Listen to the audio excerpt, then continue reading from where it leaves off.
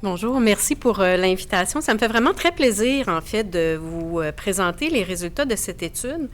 Une étude sans la collaboration de mes chercheurs et collaborateurs qui n'auraient pas donné des résultats aussi intéressants. Donc, je vais prendre le temps de les nommer.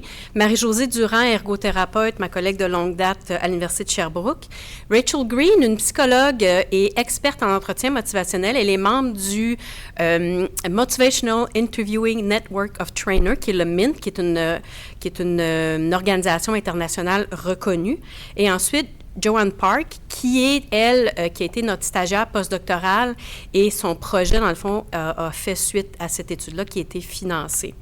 Et je n'oublierai pas les professionnels de recherche, Marie-Élise Labrec et Sarah Pettigrew. Vous avez également le numéro du rapport, si jamais ça vous intéresse de le lire.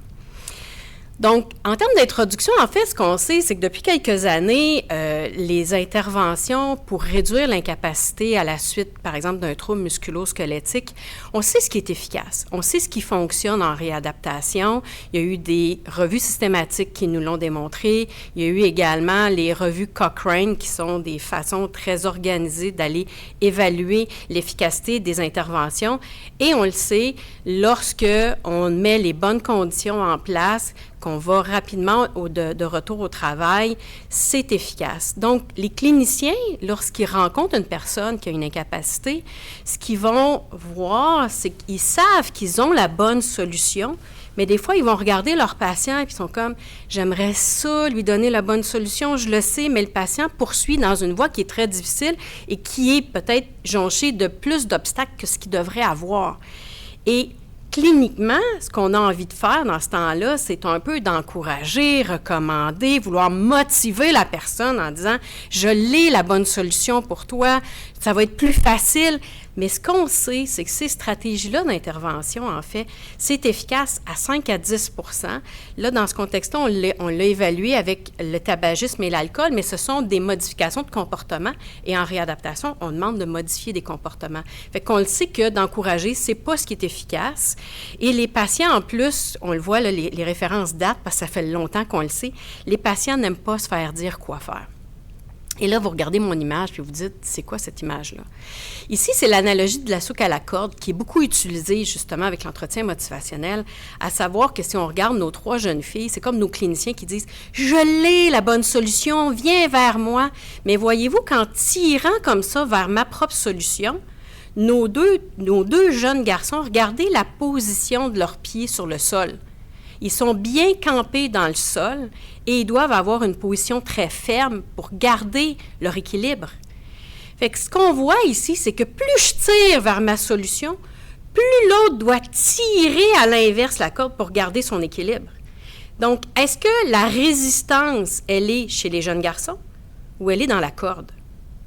La résistance, elle est dans la corde. Donc, quand quelqu'un est résistant, en fait, c'est pas la personne qui est résistante, c'est la situation, c'est la relation qui génère cette résistance-là.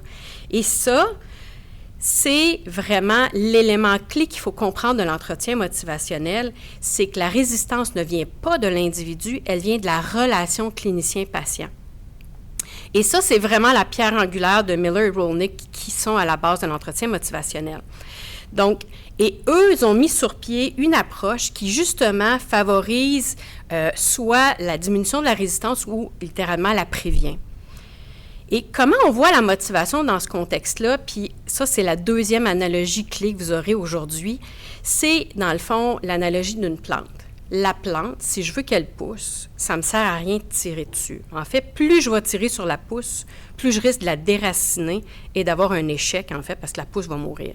Donc, c'est quoi le truc pour que mes pousses prennent bien? C'est d'alimenter le terreau. C'est d'avoir des éléments facilitateurs, d'être un soutien, et là, la plante va tout simplement pousser et émerger. Fait qu'une fois qu'on a compris que la motivation, ça vient de l'individu, puis qu'on ne peut pas y injecter de la motivation, ou qu'on ne peut pas le tirer dans sa motivation, mais qu'on doit mettre les conditions propices, c'est là que ça vient beaucoup changer notre vision de l'interaction avec l'autre personne.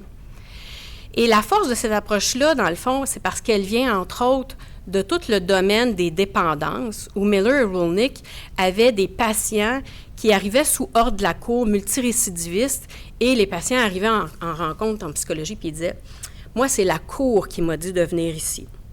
Et là, bonne chance pour la thérapie. Et c'est là qu'ils ont commencé à se dire, bien, comment on fait pour travailler avec cette résistance-là?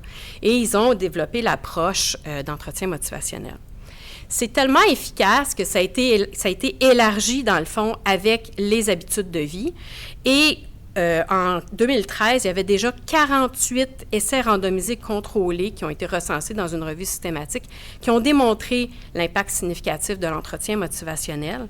Et lorsqu'on l'effectue, l'entretien motivationnel, on a 1,55 fois plus de chances d'amélioration des résultats. Il y avait des études également auprès de patients qui avaient de la douleur.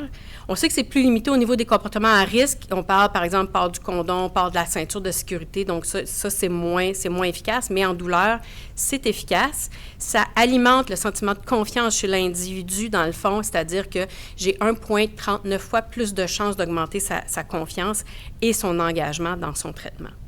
Donc, vous me dites, mon Dieu, cette approche est merveilleuse, mais comment ça se fait qu'on a encore besoin de l'étudier? C'est parce qu'en fait, la problématique de l'entretien motivationnel, c'est qu'elle est très difficile à implanter dans la pratique. Elle se maintient pas tant que ça dans le temps lorsqu'on fait des évaluations à 6 mois, à 1 an sur le comportement des cliniciens. Ce qu'on voit, c'est que plus tard dans le temps, certains comportements qui ne sont pas en lien avec l'entretien motivationnel vont réémerger, comme par exemple la confrontation. Vous savez, si vous faites ça, vous risquez d'avoir ça. Ou la mise en garde. Bien, vous savez, on essaie de modifier vos habitudes de sommeil, mais là, si vous prenez beaucoup de café, vous écoutez la télé dans votre chambre, c'est certainement des choses qu'on sait sur la base de la science qui ne fonctionneront pas. Fait que là, on met en garde la personne. Ça alimente finalement la résistance de la personne. On voit aussi que sur le terrain, les intervenants vont avoir tendance à cibler les gens qui sont déjà dans le changement. Ici, j'attire votre attention sur la référence 3, qui est la référence justement de Joanne Park, qui était notre étudiante postdoctorale. Elle a fait un essai randomisé contrôlé de l'entretien motivationnel en réadaptation au travail en Alberta. Et c'est ce qu'elle a observé, c'est que les cliniciens n'allaient pas nécessairement faire l'entretien motivationnel avec les clients qui étaient plus loin à contempler le changement là, de faire les comportements pour la réadaptation. Et elle a aussi observé qu'il y avait 26 % des cliniciens seulement qui avaient rapporté avoir fait l'ensemble des activités prévues au protocole. Donc, l'implantation a été très difficile.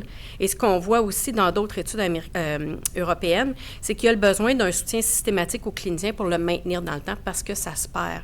Et c'est là que Joanne Park nous a approchés en disant, bien, est-ce qu'on pourrait monter un modèle, une intervention qui permettrait peut-être de mieux saisir puis en même temps de mieux structurer dans le temps pour que les cliniciens puissent continuer à maintenir les comportements d'entretien motivationnel.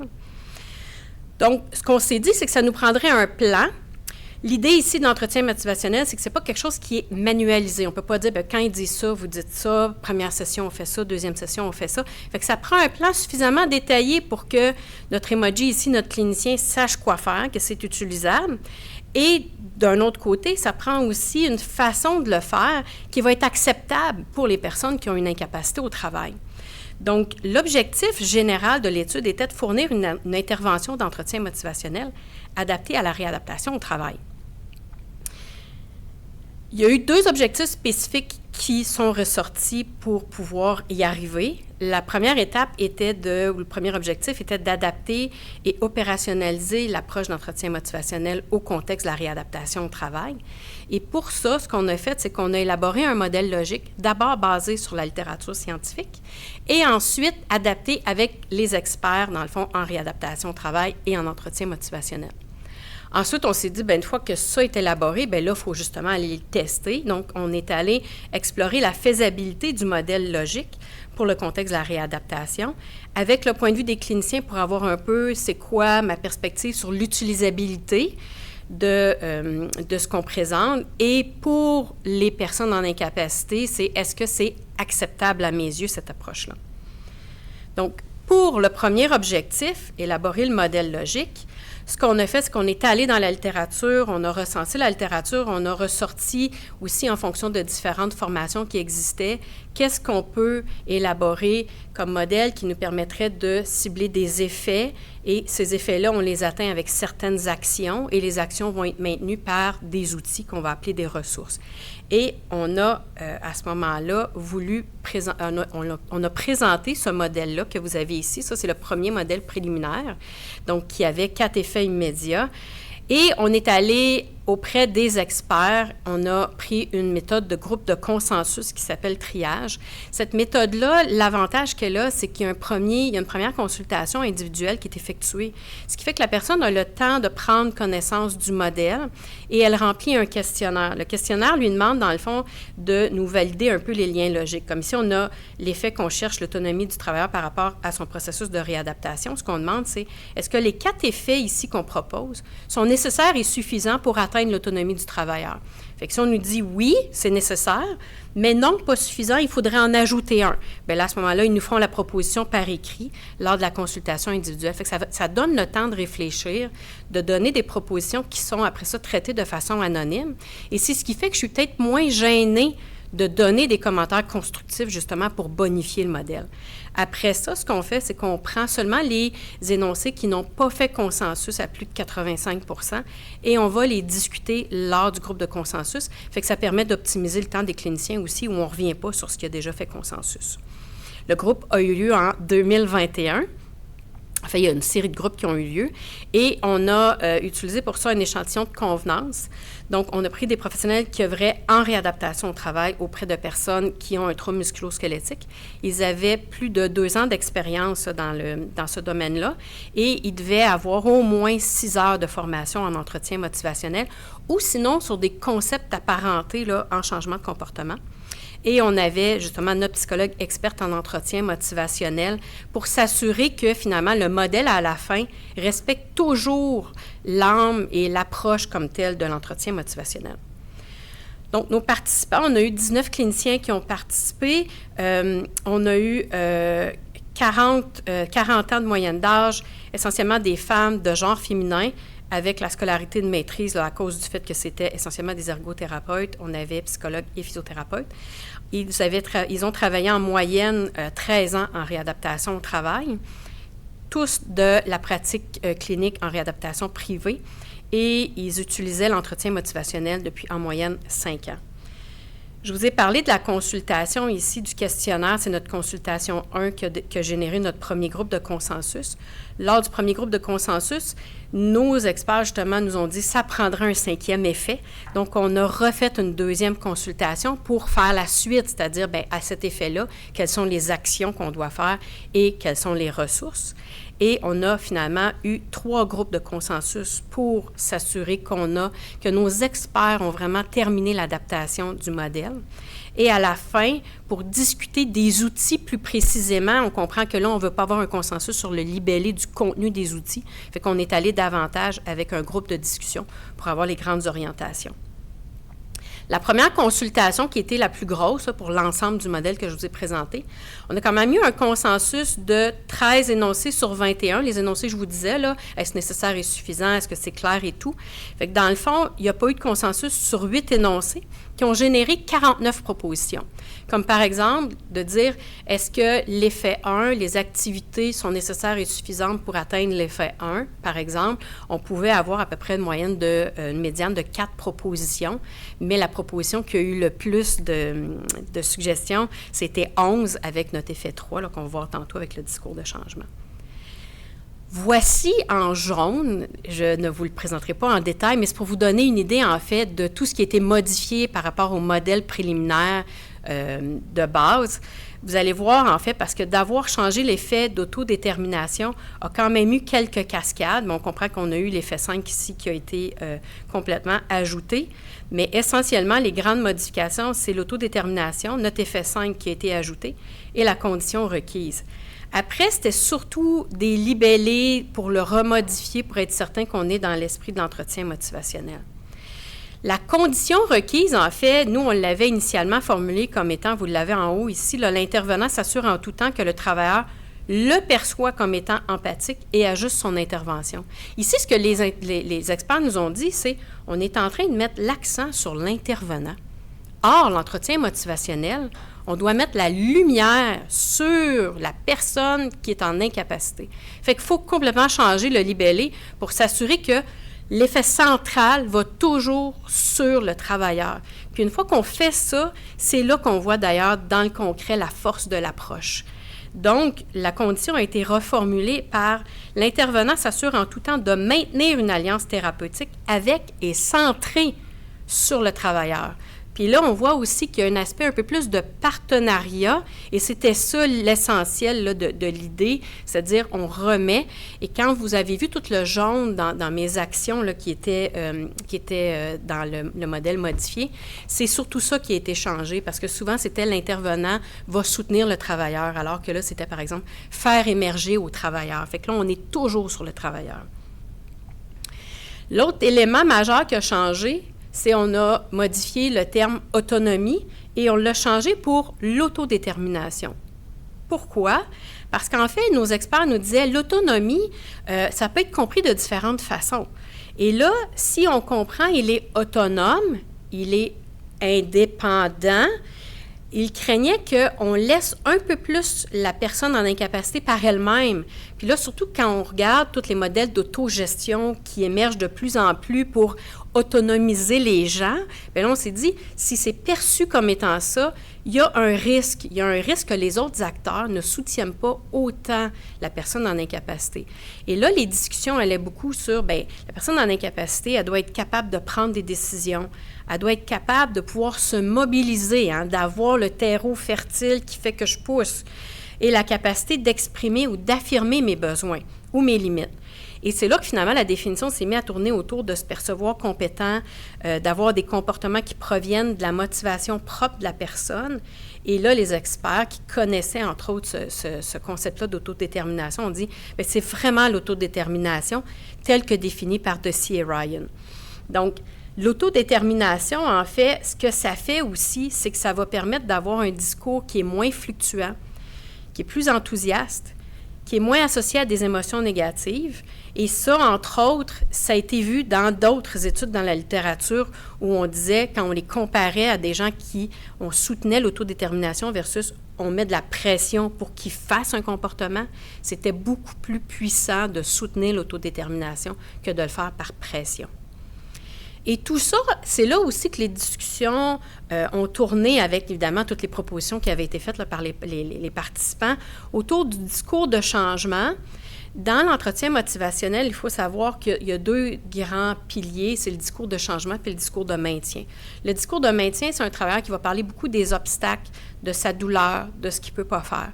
Le discours de changement, ça va être depuis, par exemple, 2 semaines, depuis que je fais mon programme, j'ai remarqué que je suis capable de marcher 5 minutes de plus. Donc là, on est dans un discours ici de changement. Je suis en mouvement. Mais ce que les participants nous disaient, c'est que ce discours-là, bien, ça va fluctuer dans le temps et c'est ce qui a amené à discuter de la prévention de la rechute. Et c'est ce qui a amené le fait qu'ils ont ajouté un effet. Je prends quand même 2 minutes pour vous mentionner là, les 5 effets pour atteindre l'autodétermination. C'est le travailleur se positionne par rapport à son processus de retour au travail. Le travailleur identifie un objectif en lien avec sa réadaptation. Le travailleur utilise un discours de changement envers son objectif ciblé. Le travailleur maintient son engagement et formule son plan d'action. Mais c'est là que les experts disaient, oui, mais il ne maintient pas toujours dans le temps. Et on a besoin d'une prévention de la rechute, mais vous comprenez que juste de nommer une prévention de la rechute, on est en train de nommer un discours de maintien, c'est-à-dire parce qu'on parle des rechutes, on parle de ce qui va en arrière, de ce qui va nous tirer. Fait que c'est pour ça qu'ils l'ont plutôt libellé comme le travailleur applique une résolution de problème en lien avec tous les obstacles associés avec son processus de réadaptation. Et là, à ce moment-là, ça permet d'aller davantage dans l'action ou parce qu'on parle de résolution de problème.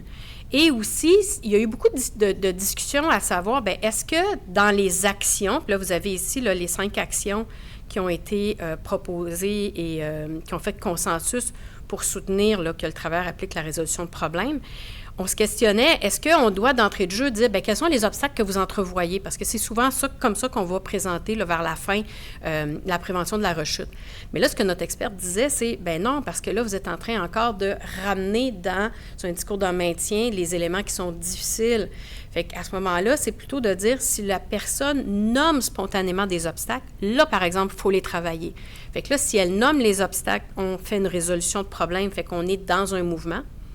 Mais si nous, on sait qu'il y a plusieurs obstacles qui pourraient être là, on ne les nommera pas nécessairement. Mais on pourrait trouver une façon, par contre, de contourner, par exemple, en disant, bien, on va favoriser le développement de compétences pour mettre en action les stratégies de résolution de problèmes. Fait que si jamais les obstacles viennent dans le temps, bien, il y aura les compétences pour faire la résolution de problèmes. Fait que c'est comme ça qu'ils l'ont formulé pour être certain de toujours garder la personne, dans le fond, dans un mouvement qui l'amène dans du succès, puis dans l'appropriation de sa propre démarche également. Ensuite, on a travaillé effectivement toutes les activités, là, entre autres, voyez-vous ici, là, faire évoquer au travers sa représentation. Donc, au lieu de dire, le travailleur nous nomme sa représentation, bien là, on dit, bien lui, il va nous nommer, on va la faire évoquer comme telle. Et après ça, on a les différents outils ici qui ont été décidés. Les ressources, les outils, les experts ont décidé de se centrer sur les outils qui sont vraiment dans l'approche d'entretien motivationnel et non d'implanter d'autres outils qui ne sont pas dans l'approche. Et quand j'ai demandé après à mes experts, après avoir tout élaboré ce beau modèle-là, qui semble quand même assez détaillé, donc moi j'avais un bon niveau de confiance, je leur ai dit, bien, avec ça, est-ce que ce modèle-là serait utilisable en clinique? Sauriez-vous quoi faire, par exemple, pour faire évoquer au travers ces valeurs, motivations et ressources en lien avec le processus de retour au travail avec l'outil ouvert? L'outil ouvert étant, je pose des questions ouvertes, je valorise, je fais un reflet empathique et je peux résumer aussi. Et les intervenants m'ont dit, pas certain. Fait que déjà, mes experts disaient, c'est encore pas assez clair comment est-ce qu'on doit intervenir.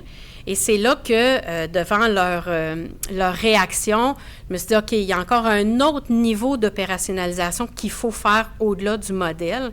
Et là, les recommandations des experts ont été, nous, ce qu'on aimerait, là, c'est que, dans le fond, oui, ce modèle-là, mais qu'on puisse avoir une espèce de trousse de formation qui serait disponible gratuitement et qui, entre autres, nous présenterait là, différents outils et qu'on pourrait prendre aussi 2 cas plus difficiles. Rappelez-vous, hein, les intervenants implantaient avec des cas un peu plus faciles déjà dans le mouvement. Puis là, ils disaient, mais les cas difficiles, c'est souvent avec eux qu'on ne sait pas trop quoi faire. Et ce qu'on aimerait, qui n'existe pas en français, c'est une bibliothèque de vidéos qui illustre les outils, justement, avec des patients en réadaptation au travail. Donc, c'est ce qu'on a fait et c'est la partie, en fait, qui a été cofinancée par la chaire de recherche là, en surplus du financement de l'IRSST. Donc, l'objectif aussi a légèrement été changé, à savoir que là, on explorait l'utilisabilité de la trousse de formation qu'on élaborait auprès des professionnels de réadaptation, puis après ça, on va regarder l'acceptabilité auprès des personnes en incapacité. La trousse de formation a l'air de quoi? Dans le fond, c'est une page web accessible gratuitement et on a différents onglets ici, là, l'accueil, le modèle, les outils. Fait que voyez-vous, on peut cliquer directement sur les outils. Si on clique sur le modèle, on revoit le fameux modèle que je vous ai présenté, mais tout ça, c'est tous des liens cliquables où, si je veux faire évoquer au travers sa représentation, je clique là-dessus et j'ai des exemples de ce que ça pourrait avoir l'air. Si je ne sais pas c'est quoi DPD, demander, partager, demander, je clique là-dessus et là, cet outil-là va donner des exemples en lien avec les activités qui sont ici, ce qui permet vraiment d'avoir une idée assez concrète de qu'est-ce qu'on peut faire. Et après ça, si je veux plus explorer les outils, bien, j'ai l'onglet « Outils » qui m'explique un peu plus de façon générale le fonctionnement des outils, et ainsi de suite. Et après ça, je peux aller voir les vidéos sur les effets, et les vidéos ont été faites avec une personne qui vit de l'impuissance par rapport à son incapacité au travail et une autre qui vit beaucoup d'injustice par rapport à son accident parce que son employeur, dans le fond, n'avait pas bien nettoyé le plancher, puis elle a glissé, puis elle a tombé. Puis à la fin, il y a un petit test qui est là pour voir un peu est-ce que j'ai quand même bien compris. Mais le tout se veut autoportant et on voit les différentes vidéos. Et dans les vidéos, en sous-titre, on voit justement qu'on va nommer, par exemple, comme quand il commence l'outil de demander avant de partager de l'information, bien là, on va voir début de demander, partager, demander. Après ça, être partage, puis après ça, bien, fin de demander, partager. Et là, à ce moment-là, ça permet vraiment d'avoir une idée très claire de à quoi on s'attend quand on utilise ces outils-là. Donc, on a voulu explorer l'utilisabilité de la trousse. Et pour ça, on a fait un devis qualitatif avec une analyse par questionnement analytique. Et notre question était, quels sont les éléments à modifier dans la trousse à partir des difficultés éprouvées par, dans le fond, les cliniciens qui utilisaient, là, qui prenaient connaissance de la trousse. On a cherché à avoir 15 à 18 professionnels de la réadaptation avec différents niveaux, en fait, hein, de familiarité avec l'entretien motivationnel parce qu'on ne savait pas à la base à qui cette formation-là. Est-ce que quelqu'un a vraiment besoin d'avoir une première base en entretien motivationnel avant d'en prendre connaissance? Est-ce que les gens qui l'utilisent déjà, est-ce qu'il y a une valeur ajoutée à justement faire un rappel pour que dans le temps, mes comportements se maintiennent parce que ça faisait partie de notre problématique? Fait que c'est pour ça qu'on est allé chercher vraiment tout le spectre. La collecte de données, comment elle a été effectuée? On a demandé d'abord aux gens de prendre connaissance de la trousse, qui prenait à peu près 4 heures là, à faire le tour comme il faut là, de l'ensemble du contenu. Et on leur demandait, bien, brisez la glace, allez vous pratiquer avec un collègue, avec un conjoint, etc., pour justement tenter de faire certaines activités de l'entretien motivationnel. Et après ça, dans le protocole, on avait fait un partenariat avec l'Université de Sherbrooke, avec le programme des patients standardisés avec la Faculté de médecine et des sciences de la santé. Donc, on avait des patients standardisés qui rencontraient lors d'une phase d'expérimentation nos cliniciens.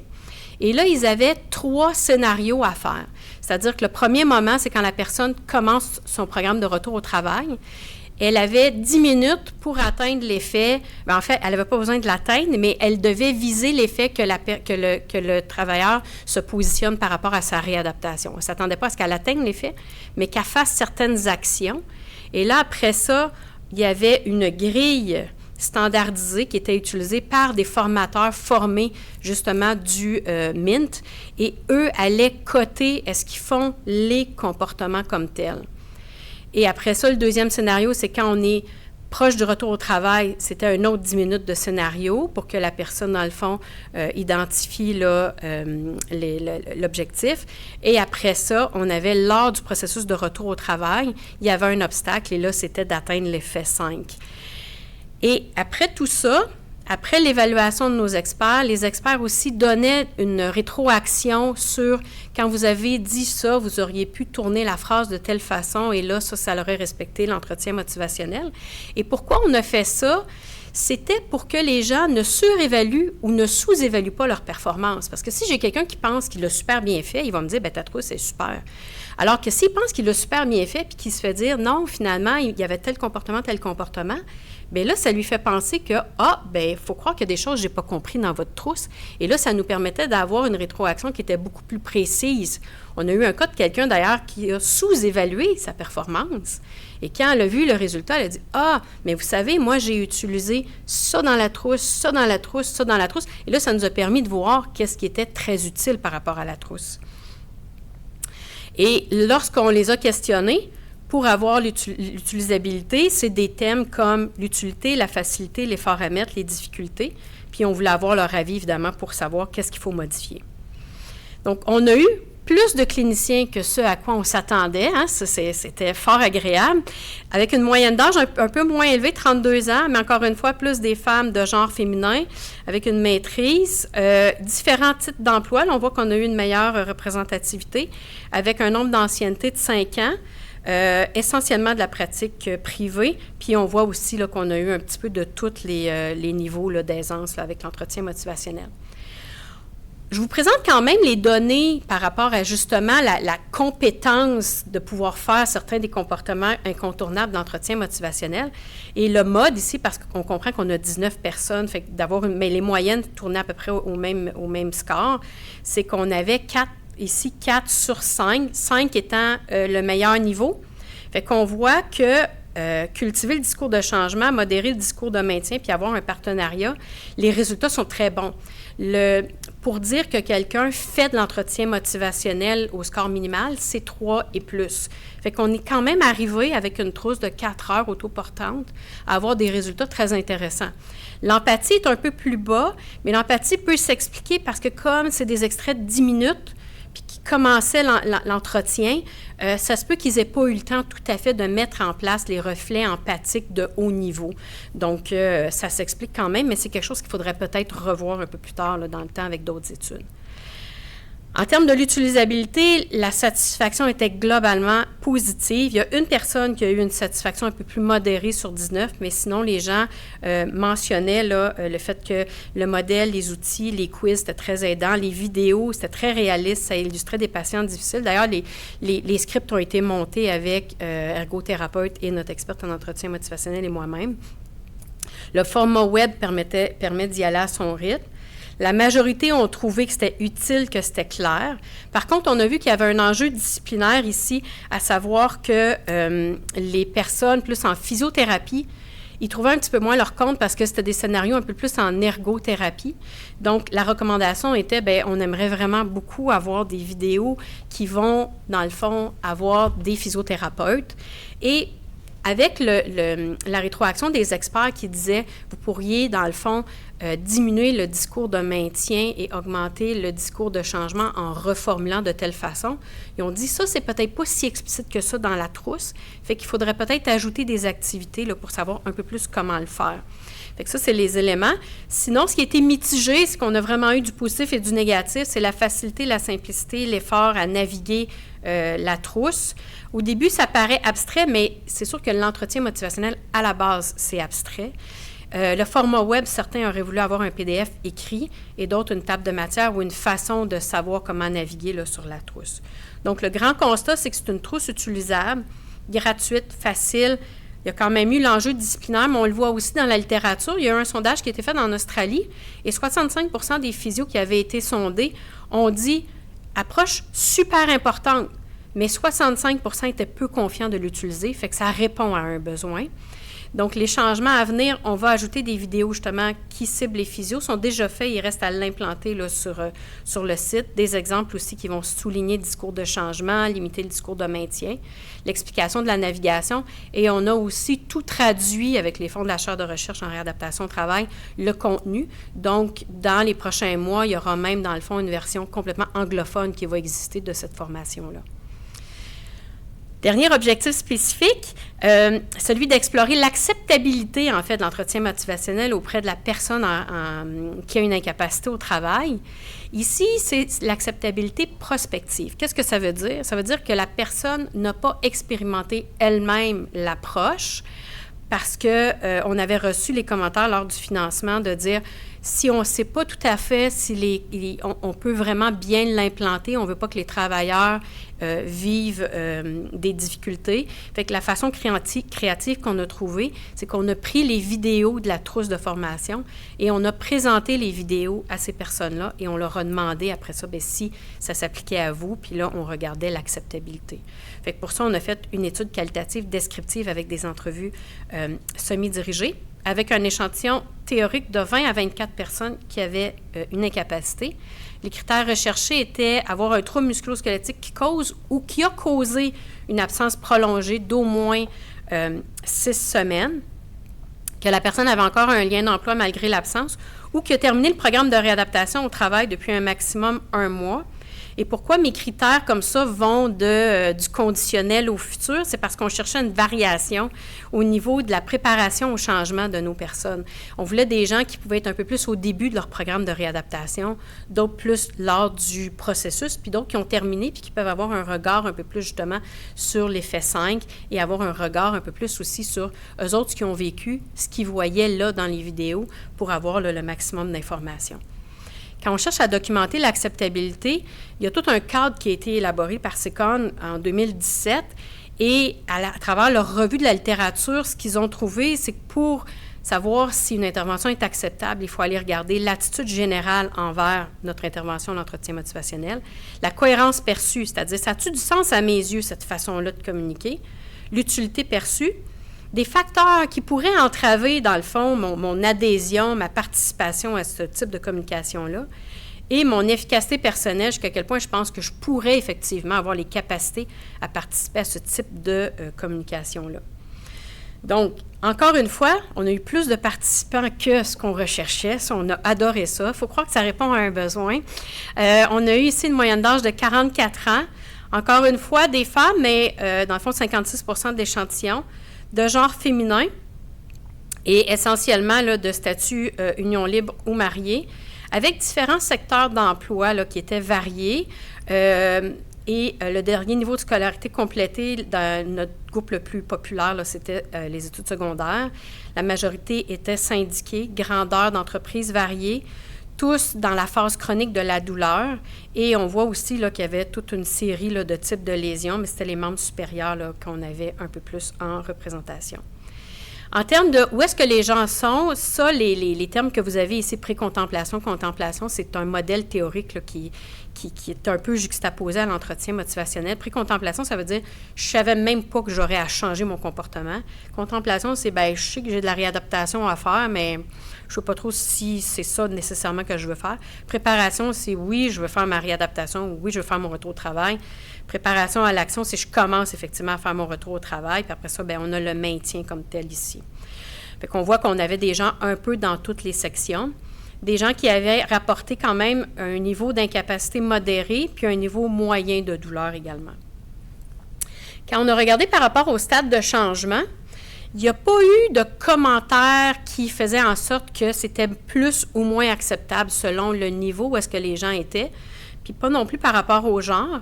Par contre, dans les milieux de travail, ce qu'on notait, c'est que les gens, quand ils parlaient de leur travail un peu, on voyait que plusieurs avaient du travail où ça pouvait demander une compétence en relations humaines. Par exemple, infirmière, préposée aux bénéficiaires. Fait que là, on voyait que ceux-là étaient déjà un peu sensibles à cet aspect-là de communication puis de relation. Fait qu'on pourrait se demander, est-ce que ça fait en sorte que les gens ont pu voir, dans le fond, l'intervention un peu plus acceptable que quelqu'un d'autre? Mais on avait quand même des gens là, dans des types de travail manuels, puis les commentaires étaient quand même positifs. Donc, l'attitude globalement positive, ce qu'ils nous ont dit, ça amène la personne à prendre conscience de son problème. Ça favorise la remise en question personnelle. Ça fait évoquer des pistes de solutions propres à la personne. C'est respectueux de la personne où le temps nécessaire est utilisé pour discuter avec elle. Voyez-vous que les commentaires, on le voit là, ça met la lumière sur la personne. Ça fait émerger sa motivation. Ils ont dit que c'est une approche qui est humaine, qui est soutenante psychologiquement, sans se sentir chez le psychologue. Puis ça, c'est souvent ce qu'on voit. Des fois, les gens vont dire « l'entretien motivationnel, je ne suis pas psychologue ». Mais voyez-vous ici, ça, la personne ne se sent pas comme étant chez le psychologue. Vous avez ici la citation d'un participant. Quand on est, en étant bien encadré, en étant rassuré d'une certaine manière, on accepte mieux les choses. Fait qu'on le voit. C'est une façon de faire progresser la personne sans avoir à la convaincre, parce que c'est clairement pas une approche pour convaincre quelqu'un. La cohérence était globalement positive aussi. Les commentaires qu'on a eus, c'est les décisions et les objectifs semblent émerger de la personne, parce que si vous allez voir dans l'entretien, il y a un des effets, c'est justement qu'elle cible les objectifs, et on voit comment faire en sorte que des objectifs réalistes soient nommés par la personne et retravaillée après, évidemment, là, en dynamique. Favorise l'ouverture de la personne, permettrait de mieux accepter sa condition, faire réfléchir sur sa condition, voir qu'il y a des solutions envisageables. Et l'intervenant fait preuve d'ouverture sans accuser, sans diriger, sans dire quoi faire, ce qui est l'essence de l'entretien motivationnel.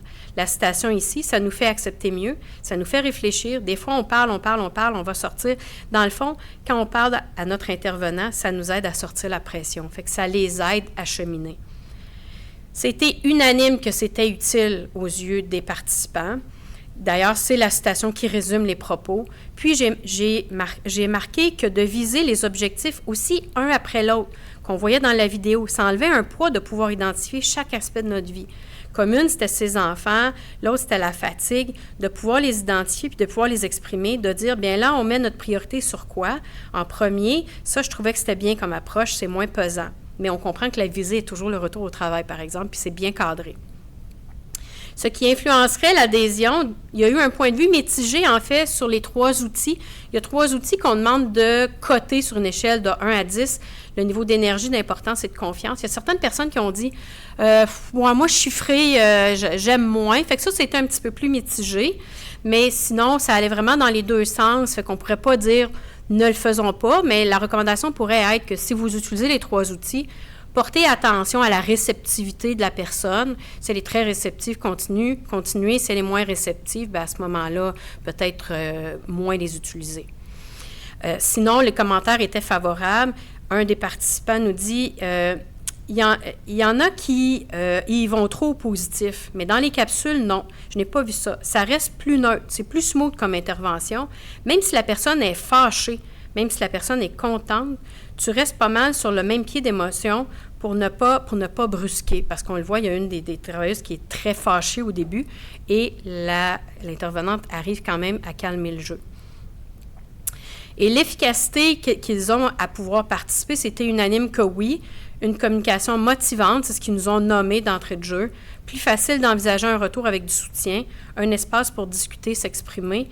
Et là, on a comme citation ici, j'aimerais ça, comme ça aussi, ça donne aussi une grosse place pour expliquer où est-ce qu'on se situe dans notre douleur, puis vraiment d'en parler, de trouver des moyens concrets. Je trouve ça vraiment bien.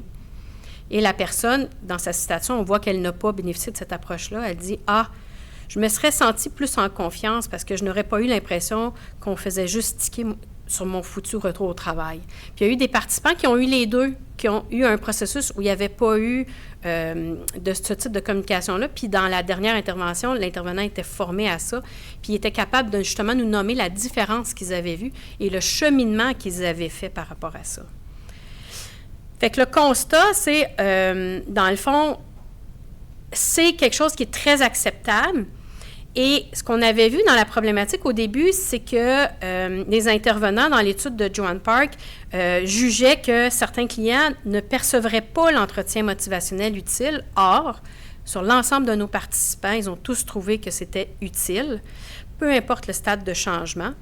Et la vaste majorité aussi, donc, a dit que c'était acceptable. Les implications pour la réadaptation, dans le fond, c'est la trousse de formation web accessible gratuitement. Vous avez le lien ici. Dans les prochains mois, dans le fond, on va ajouter les vidéos avec les physiothérapeutes. Et là, ce qu'on a ajouté aussi, c'est la pratique de la physiothérapie usuelle et la pratique avec la même situation, mais avec l'entretien motivationnel. Et on va ajouter des textes entre les deux pour voir comment on transforme, dans le fond, la pratique usuelle à l'entretien motivationnel pour justement mieux illustrer le discours de changement. Il y a quand même des limites à cette étude-là, à savoir que le modèle préliminaire qu'on a fait basé sur la littérature, ça n'a pas été basé sur une revue systématique de la littérature. On a pris une approche qui était un peu plus pragmatique en se disant, on fait le tour quand même, on a quand même des experts en entretien motivationnel, mais après ça si on a manqué des choses, bien, ce sera nos experts aussi qui nous pisteront là-dessus. Mais on pense quand même qu'à la lumière des résultats qu'on a eus, là, on a quand même un bon niveau de confiance par rapport à ce qu'on propose. En termes d'utilisabilité, bien, c'est sûr que nos intervenants étaient possiblement déjà ouverts à l'approche. Fait que peut-être que ça aussi peut avoir, là, parce que le fait d'avoir accepté de participer à l'étude, bien, c'est sûr qu'il devait peut-être avoir un intérêt. Donc, il faudrait voir dans une plus vaste étude, là, qu'est-ce qu'il y en est par rapport à ça.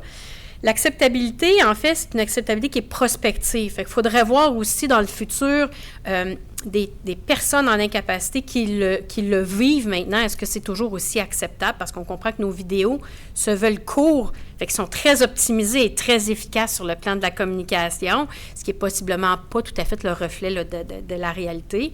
Nos participants aussi avaient quand même aussi une certaine sensibilité sur les composantes de relations humaines.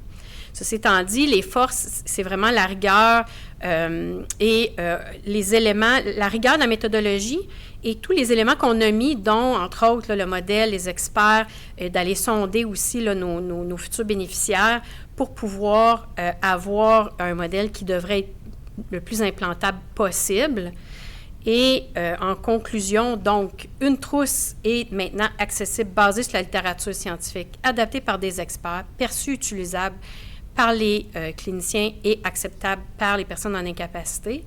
Prochaine étape maintenant qui nous attend, dans le fond, c'est d'évaluer l'implantation de l'ensemble de cette approche-là dans la pratique réelle de la réadaptation au travail. Et c'est ce qu'on va faire dans le fond. Là, on va soumettre un protocole où là, on va aller avec des vrais cliniciens qui vont avoir cette approche-là, mais qui vont aussi bénéficier, au-delà de la trousse web qui est gratuite, de la rétroaction d'experts et de voir si la rétroaction d'experts aussi continue à bonifier, et possiblement que la réponse est oui, là, le processus d'implantation pour vraiment voir est-ce que ça s'implante et sinon, qu'est-ce qui nous reste à améliorer pour favoriser encore plus cette implantation d'une approche qui est très prometteuse en réadaptation au travail. Je tiens quand même à remercier l'IRSST pour le financement et également la chaire de recherche en réadaptation au travail, Bombardier, Pratt & Whitney.